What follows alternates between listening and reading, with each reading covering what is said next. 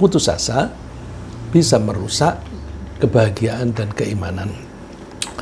Kita semua pasti ingin selalu berbahagia dalam hidup di dunia ini dan selalu berusaha untuk mempertahankan dan bahkan meningkatkan keimanan kita kepada Allah sampai akhir hayat. Sehingga kapanpun kita dipanggil Allah, kita akan mengakhiri hidup ini dalam keadaan iman dan dengan husnul khotimah. Sehingga kita juga mengalami hidup bahagia kelak di alam akhirat. Jadi kita orang-orang yang beriman itu mengharapkan kebahagiaan di dua alam sekaligus, secara berturut-turut maksud saya, ketika di dunia kita hidup bahagia, dan ketika di akhirat pun kita bisa hidup bahagia. Dan kebetulan kalau kita melakukan langkah-langkah yang bersesuaian dengan kebahagiaan di akhirat, insya Allah otomatis kita juga akan bahagia di dunia. Oleh karena itu kita nggak usah menganggapnya dikotomi antara kebahagiaan dunia dan akhirat, nggak usah. Wah, aku mengejar kebahagiaan akhirat terus meninggalkan kebahagiaan dunia, nggak usah. Atau aku mau ngejar kebahagiaan dunia tapi meninggalkan akhirat, salah ya. Jadi dua-duanya itu bisa ditempuh dengan cara yang sama, sehingga kalau kita mengutamakan tujuan jangka panjang yaitu kebahagiaan di akhirat, maka kebahagiaan jangka pendek juga otomatis dapat. Namun di antara kita ini ada yang terganggu kebahagiaannya dan keimanannya sekaligus oleh karena putus asa ketika dia menghadapi penderitaan yang berkepanjangan. Penderitaan yang kepanjangan itu semacam penyakit kronis, kemiskinan, bencana alam, atau kematian orang yang disayangi. Nah, ini banyak sekali terjadi. Ya, ada orang yang saya mengenalnya, dia rajin sholat, tapi ketika tenaganya itu makin berkurang, setelah pagi-pagi jam 2 pergi ke belanja ke pasar, pulang dari belanja menjelang subuh, biasanya langsung siap-siap sholat subuh, tapi dia menjadi malas sholat. Ya, karena apa? Tenaganya sudah habis, tadi dihabiskan pergi ke pasar. Nah, ini kan semacam putus asa, tidak punya tenaga lagi atau tidak punya semangat lagi untuk mengejar kebahagiaan, terutama yang di akhirat. Nah, tapi seringkali keputusasaan itu terjadi menimpa orang-orang yang kehilangan sesuatu yang semula menyenangkan kemudian hilang. Ya, jadi putus asa itu justru sering dialami oleh orang-orang yang mengalami kenyamanan, lalu kenyamanan hilang. Misalnya asalnya kaya, kemudian menjadi miskin. Nah, itu suka putus asa. Bandingkan dengan orang yang miskin, memang dari dulunya miskin, sampai akhir hayat miskin. Itu lebih tahan terhadap kemiskinan dibanding dengan orang yang pernah kaya. Ya, apakah kaya dulu kemudian hari tua kemudian menjadi miskin, atau di hari mudanya miskin kemudian menjadi kaya kemudian menjadi miskin lagi. Pokoknya kalau habis menikmati kekayaan kemudian kekayaannya itu hilang atau turun, bisa menyebabkan keputusasaan. Maka kita harus hati-hati. Misalnya lagi orang yang biasa berkuasa, begitu kekuasaannya hilang, putus asa dia. Begitu pula orang yang biasa menikmati hidup indah bersama dengan kekasihnya. Kemudian ketika kekasihnya itu meninggal dunia, dia menjadi putus asa. Maka kita harus hati-hati. Mungkin suatu saat kita perlu membahas hal-hal semacam itu. Ya. Saya sedang memikirkan Ahad depan kita membahas bagaimana kita ini pelan-pelan mengurangi cinta kita kepada harta. Pelan-pelan kita kurangi, karena kalau ibaratnya harta itu menjadi kesayangan kita, menjadi apa yang kita cintai. Kalau kemudian harta itu meninggalkan kita, kita menjadi shock atau menjadi putus asa. Terus Jangan begitu, dibalik. Kita yang siap-siap meninggalkan keduniaan ini, karena bagaimanapun dunia ini akan kita tinggalkan. Jadi ini kadang-kadang dua remaja, dua pemuda-pemudi yang jatuh cinta, tetapi ada hal-hal yang menghalangi sehingga mereka tidak bisa menikah. Itu kan harus berpisah. Nah, itu kadang-kadang lalu strateginya, daripada aku ditinggalkan oleh dia, aku tinggalkan dia, gitu. Itu hanya perumpamaan, tetapi kita tidak ngomong masalah itu, tapi yang kita bahas adalah kekayaan. Itu kalau seringkali kita itu menjadi jatuh cinta pada harta. Nah, jangan sampai harta hilang kemudian kita menjadi putus asa. Nah, sebelum harta itu hilang, kita siap-siap menghilangkan cinta kita kepada harta. Bukannya kita menjadi miskin, enggak. Boleh makin kaya, tapi yang kita hilangkan adalah rasa keterkaitan dengan harta. Ya, kalau bahasa Inggrisnya attachment, ya, attachment kepada keduniaan. Itu insya Allah kita bahas di minggu depan. Ya. Sekarang kita bahas putus asa itu merusak kebahagiaan dan keimanan. Misalnya Allah berfirman di Al-Quran, wa idza adzaqna an-nasa rahmatan farihu biha wa in tusibhum sayyi'atum bima qaddamat aydihim idza hum yaqnatun. Dan ketika kami rasakan kepada manusia itu kasih sayang dari kami. Kasih sayang dari Allah itu bisa berupa rezeki, berupa kesehatan, bisa berupa keterkenalan, bisa berupa banyak teman dan sebagainya. Itu semuanya rahmat dari Allah. Ketika kami rasakan kepada manusia rahmat kasih sayang dari kami, mereka bangga atau bahagia dengan itu. Mereka senang. Nah, tapi wa in tusibhum sayyi'atun bima qaddamat aydihim, kalau mereka itu tertimpa sesuatu yang buruk, dan yang buruk itu terjadi karena perilaku mereka sendiri, idahum yaqnatun, tiba-tiba mereka menjadi putus asa.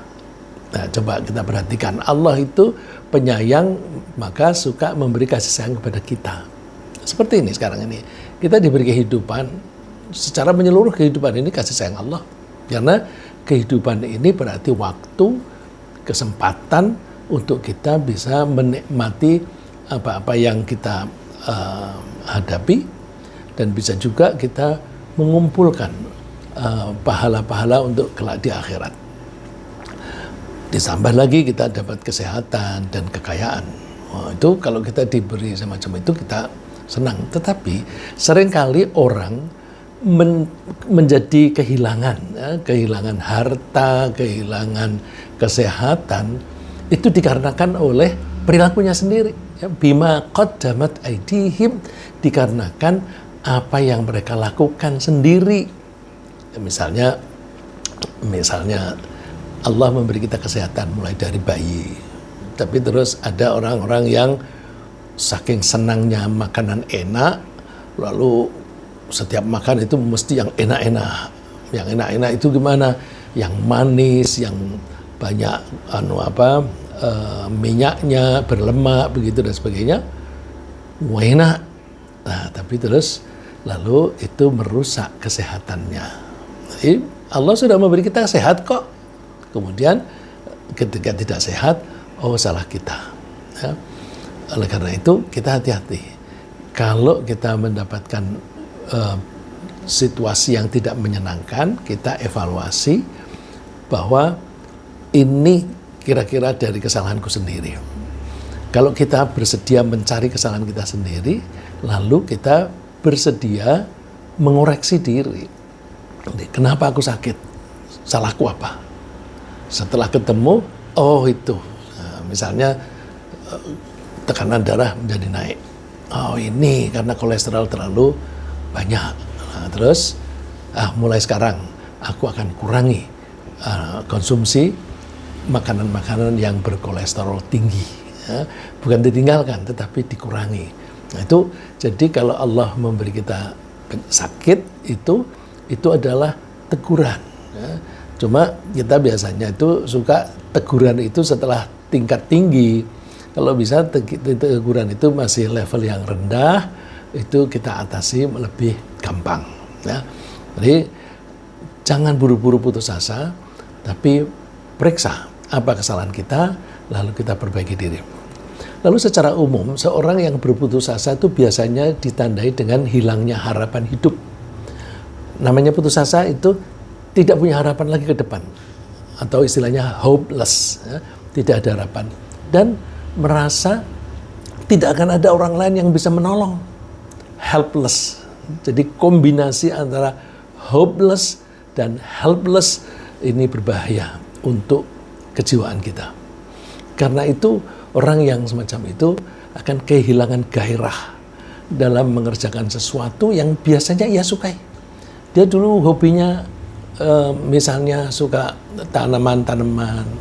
Kemudian kalau dia ada gejala putus asa, dia mulai menjauhi itu dan sebagainya.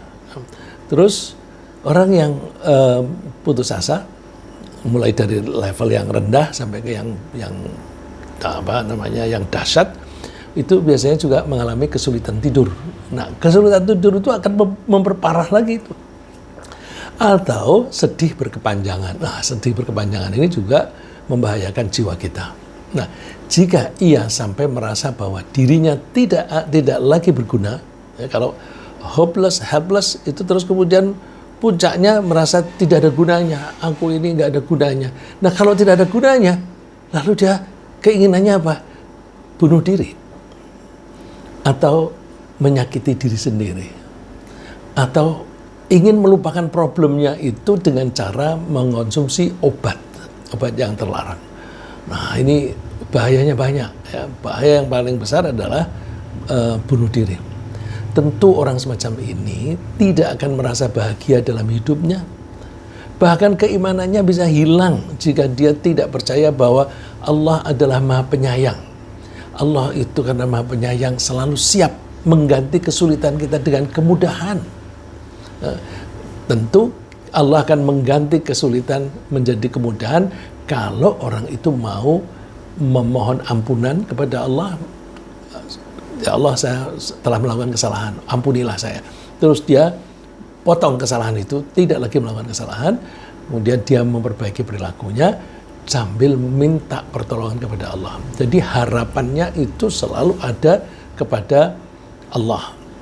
Jadi dengan begitu, orang yang putus asa itu tidak yakin bahwa Allah akan menolong, tidak yakin bahwa Allah itu masih menyayangi dia.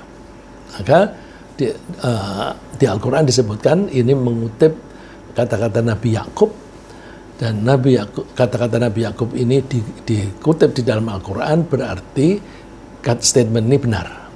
Innahu la yai'asu min rauhillahi illal qaumul kafirun. Sesungguhnya tidak ada orang yang putus asa terhadap kasih sayang Allah kecuali orang kafir. Nah, makanya saya tadi bilang hilang keimanannya. Karena orang yang putus asa itu otomatis dia menjadi kafir. Kenapa kafir? Dia tidak mempercayai Allah itu Maha Rahman, Allah Maha Penyayang yang akan mengganti kesulitannya dengan kemudahan. Tapi sebenarnya jika kita mendasari pola pikir kita dengan keimanan yang benar, kita tidak perlu berputus asa. Meskipun kita menghadapi kesulitan dalam kehidupan ini. Orang yang beriman biasanya itu menyadari bahwa kalau dia tertimpa kesulitan, misalnya kesulitan secara ekonomi, biasanya kesulitan itu disebabkan oleh kesalahan sendiri. Seperti misalnya apa? Orang kesulitan ekonomi, dagangannya nggak laku. Cek, jangan-jangan dia ketika berdagang atau berbisnis itu suka bohong. Kalau dia suka bohong, siapa yang mau bekerja sama dengan dia? Siapa yang mau membeli dari dia? Jadi dia kehilangan pembeli karena dagangnya nggak ada yang membeli, dia tidak dapat keuntungan.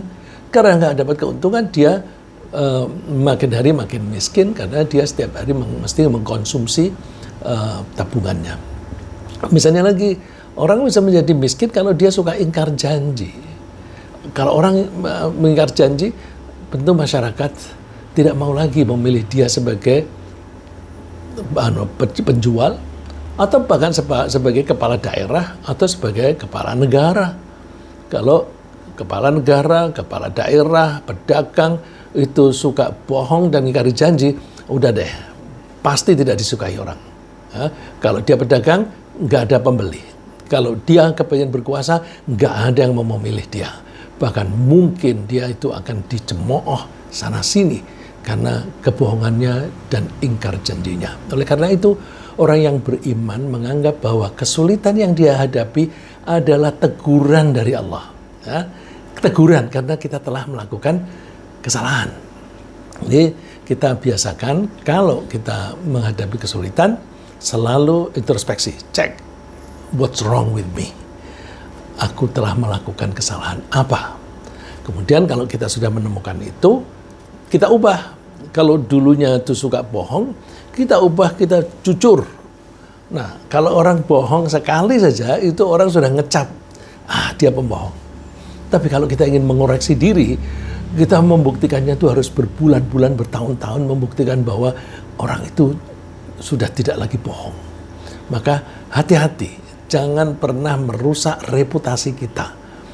Reputasi yang kita bangun bertahun-tahun itu bisa rusak hanya dengan satu tindakan saja.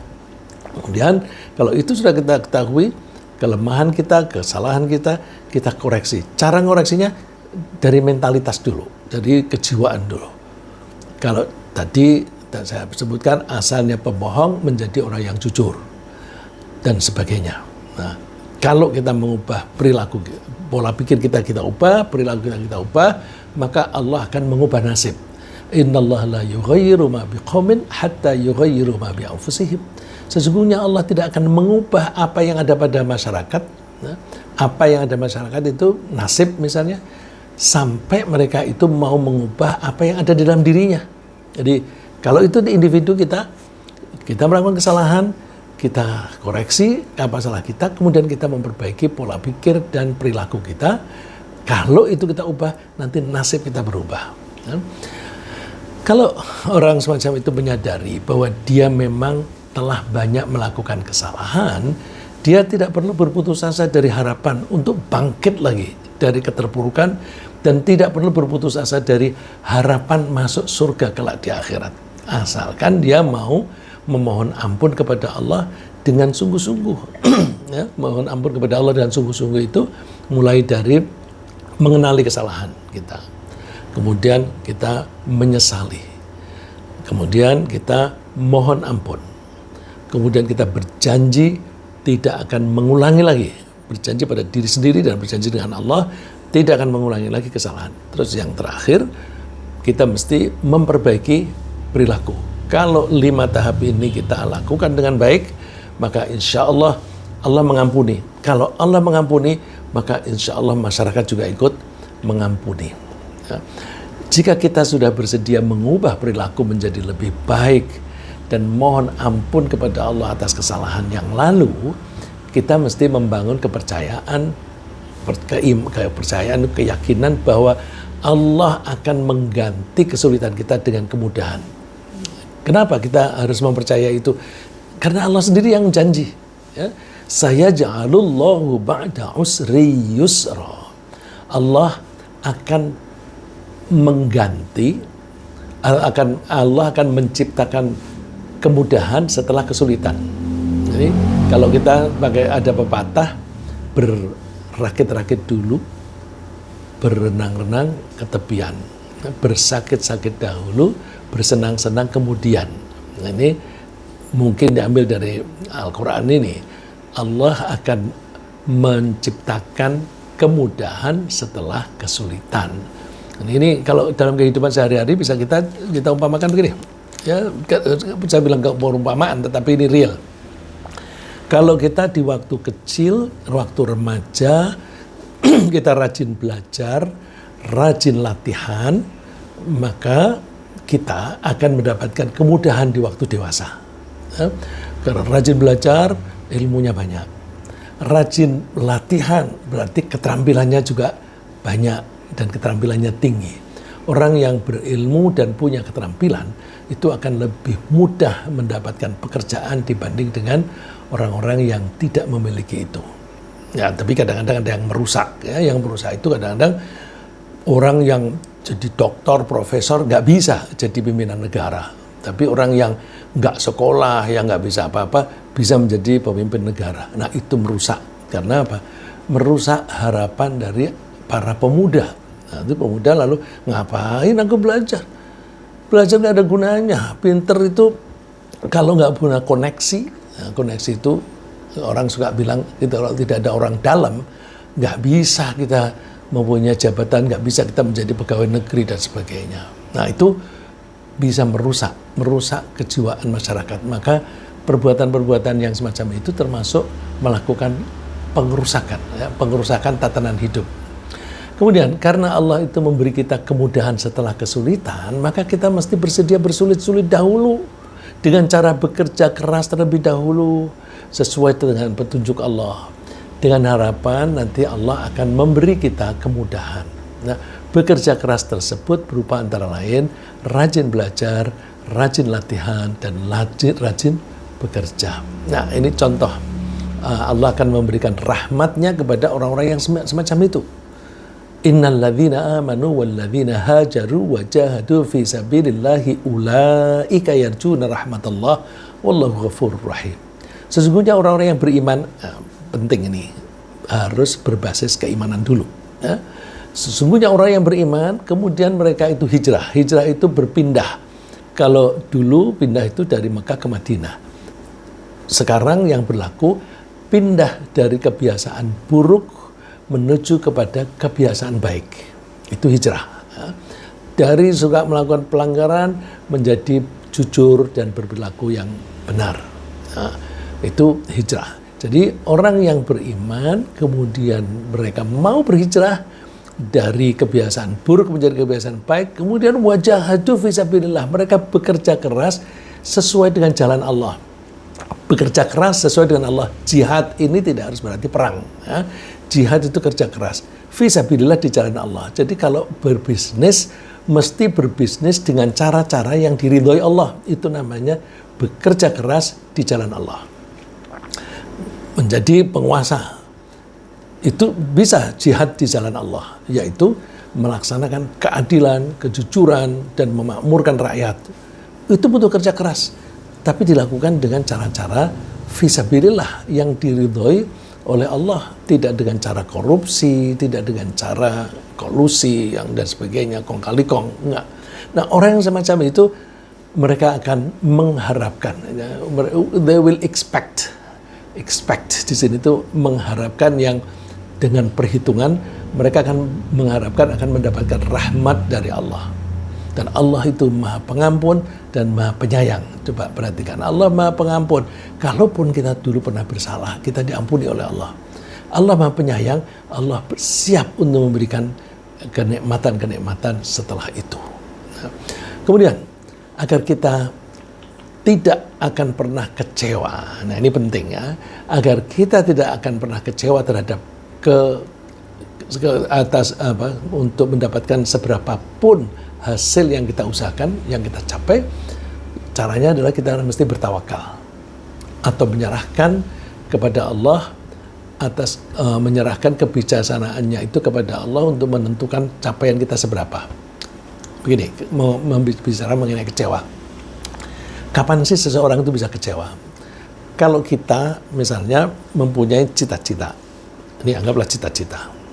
Kemudian kita itu berusaha memperoleh cita-cita tadi, berusaha keras. Nah, effort yang keras terus. Kalau kita bisa memperoleh apa yang kita cita-citakan, maka perasaan yang muncul adalah senang.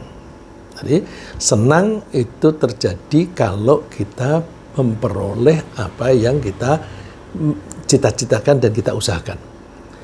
Kalau ternyata capaian kita sudah bekerja keras, sekeras mungkin yang kita bisa, hasilnya ternyata tidak sampai kepada cita-cita tadi, tidak sampai ke target. Jarak antara capaian dan cita-cita atau target ini itu menyebabkan kekecewaan. Seberapa besar kecewa?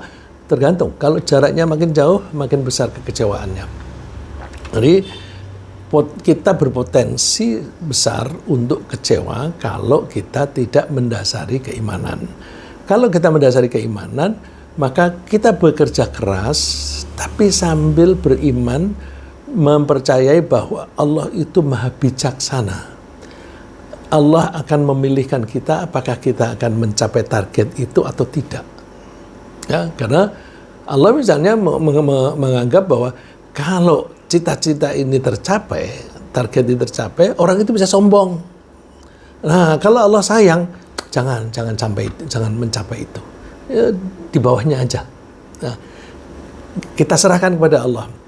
Ya Allah, saya punya target, saya berusaha keras untuk mencapainya, untuk memperolehnya, tapi terserah Engkau. Engkau memutuskan aku memperolehnya atau aku tidak sampai ke sana. Terserah Engkau. Engkau maha bijaksana. Nah, itu namanya tawakal. Jadi, tawakal itu menyerahkan hasil usaha kita kepada Allah. Nah, kalau kita tawakal, kita sampai di batas yang nggak sampai ke target, kita alhamdulillah. Loh, kok nggak mencapai target kok alhamdulillah? Yang dilihat jangan ini dong. Yang dilihat itu capaian ini dan titik awal. Misalnya targetku aku 1 bulan harus mendapatkan penghasilan 50 juta. Terus dia bekerja keras, misalnya bisnis disiapkan macam-macam. Terus ternyata hasilnya hanya 40. Nah, ini kan nggak sampai. Nah, ini kita itu menganggap bahwa yang menentukan aku dapat 40 saja ini Allah. Maka pasti pilihan Allah ini lebih baik. Nah, terus tapi apakah terus kemudian kita diam aja? Nanti dulu. Bisa saja kita itu tidak mencapai karena ada kesalahan kita. Nah, kalau ada kesalahan kita, berarti tidak mencapainya ini dikarenakan Allah menegur kita. Oh, kamu ada salahnya sih, gitu. Nah, karena Allah menegur, kita koreksi. Jadi, terima kasih Allah, Engkau memperingatkan aku dengan cara aku tidak bisa mencapai target tadi karena ada kesalahan. Coba next time, ini untuk berikutnya, saya akan lebih hati-hati, jangan sampai terjadi kesalahan lagi di bidang ini. Nanti akan tercapai. Orang yang menyerahkan kepada Allah itu tidak akan kecewa. Karena keimanannya itu menyuruh dia beranggapan bahwa Allah itu maha bijaksana. Seringkali kan disebutkan Allah itu melapangkan rizki kepada hambanya yang dikehendaki dan membuat pas-pasan kepada hamba yang lain. Terus ayatnya biasanya ditutup dengan sesungguhnya Allah maha mengetahui.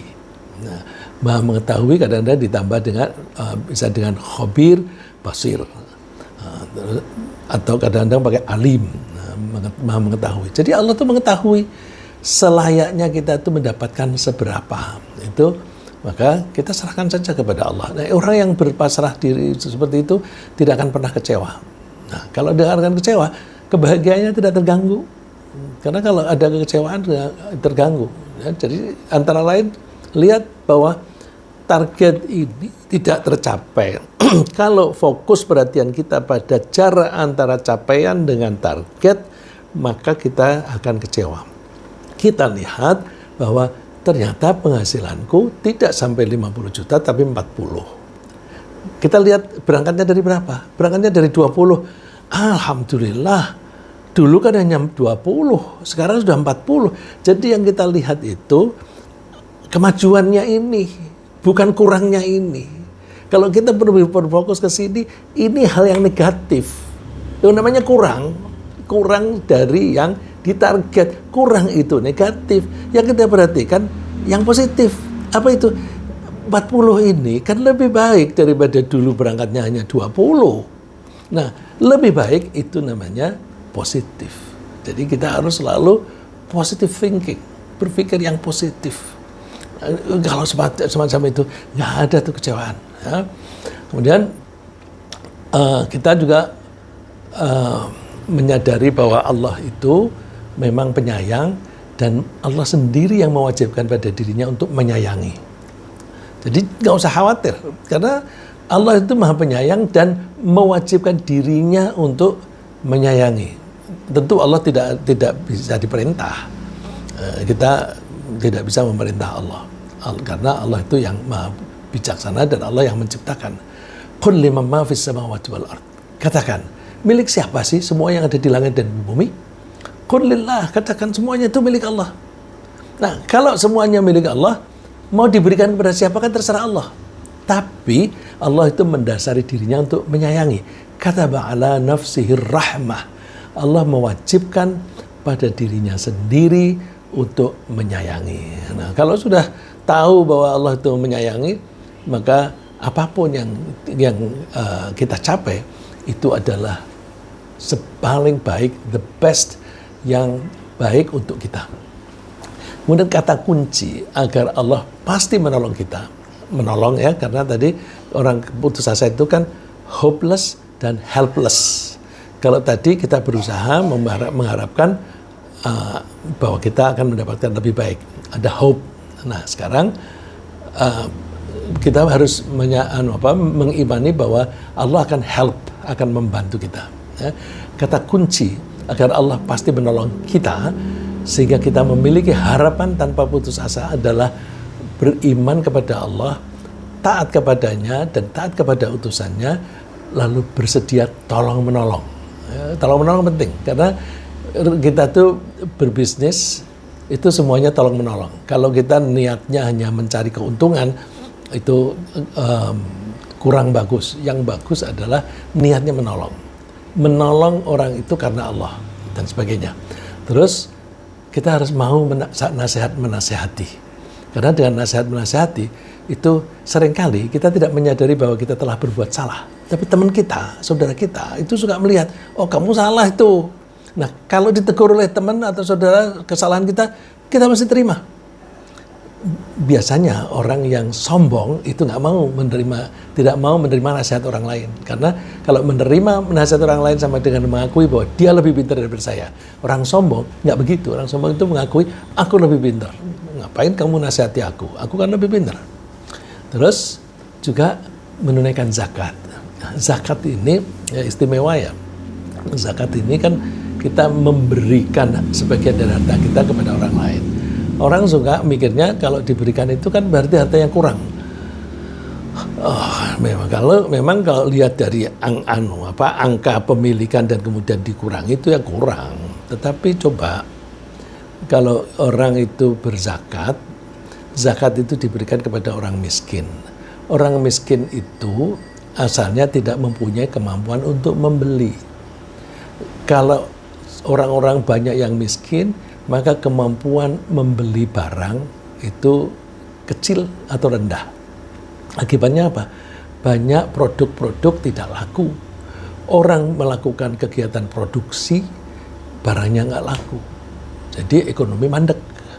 Tapi kalau ada zakat, orang yang asalnya tidak bisa membeli makanan, bisa membeli. Dengan dia membeli, maka produksi akan tertolong. Ya, dia membeli makan saja, maka dia akan menolong petani dalam menanam padi, menanam sayur-sayuran dan sebagainya. Sehingga zakat itu akan menggairahkan kegiatan ekonomi. Nah, karena ekonomi makin baik, makin meningkat, maka orang kaya kan biasanya berbisnis, ya. Berbisnis itu bisa dengan barang, bisa dengan dagang, dengan jasa. Nah, maka movement atau perputaran uang itu menjadi lebih lancar, maka dia akan menjadi lebih makmur. Nah, itu kan secara ekonomi. Ya. Tapi bisa juga bahwa orang yang suka zakat itu akan disukai banyak orang. Kalau disukai oleh banyak orang, kalau dia penjual, belinya di sana aja, orangnya rajin membayar zakat. Wah, di sana aja, orangnya itu suka menolong orang-orang miskin. Nah, karena disukai oleh orang, maka dia menjadi lebih laku dan sebagainya. Jadi ngitungnya itu jangan, aku punya uang 100 juta nih, kalau aku sedekahkan 1 juta berarti menjadi 99. Iya, tapi perhitungan-perhitungan yang akibat-akibat yang kita bicarakan tadi itu hanya sebagian saja. Itu bisa menyebabkan penghasilan dia tambah. Nah, tambahnya itu bisa lebih banyak daripada hanya 1 juta. Maka seringkali dikatakan, kalau kamu membayar zakat dengan tulus, maka Allah akan melipat gandakan gantinya. Nah, ini sifat keinginan menolong itu harus kita kembangkan. Menolong itu tidak harus dengan memberi duit, ya, bisa juga dengan menolong mengangkat barang. Ya, ada teman yang rajin itu kalau pulang dari kerja sore-sore itu ada orang tua yang dagang itu nggak kuat ngangkat dagangannya untuk memindahkan begitu. Dia setiap pulang itu mampir dulu di situ, menolong orang tua itu. Ya, itu sudah menolong. Ya. Wal mu'minuna wal mu'minatu ba'duhum awliya'u ba'd. Ciri khas orang mukmin laki-laki maupun perempuan itu masing-masing itu menjadi pelindung. Jadi sebagian melindungi bagian yang lain. Ya'muruna bil ma'ruf wa yanhauna 'anil munkar. Ini termasuk juga ciri khas orang mukmin itu mau menganjurkan kebaikan dan mencegah kemungkaran. Kalau melihat temannya dia tidak sholat, ayo sholat yuk, jangan sampai kamu masuk neraka. Jadi menganjurkan sholat itu karena sayang, jangan sampai teman itu masuk neraka supaya dia bisa masuk ke surga. Wa yanhauna 'anil munkar, mencegah kemungkaran. Jangan, tidak baik. Kamu nanti di dunia kamu tidak disukai orang lain, dan di akhirat kamu akan mendapatkan siksaan. Wa yuqimuna sholat, dan mereka mau melaksanakan sholat. Artinya dia tunduk patuh kepada Allah. Wa ituna zakah, dan mereka mau menunaikan zakat.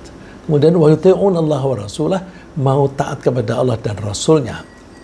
Ajaran Allah dan Rasulnya itu kan kebaikan-kebaikan, dan meninggalkan kesalahan-kesalahan dan kekurangan-kekurangan. Nah, itu kalau taat kepada Allah dan Rasulnya, ulaika sarhamuhumullah, mereka itu akan disayangi oleh Allah, mereka itu akan mendapatkan rahmat dari Allah.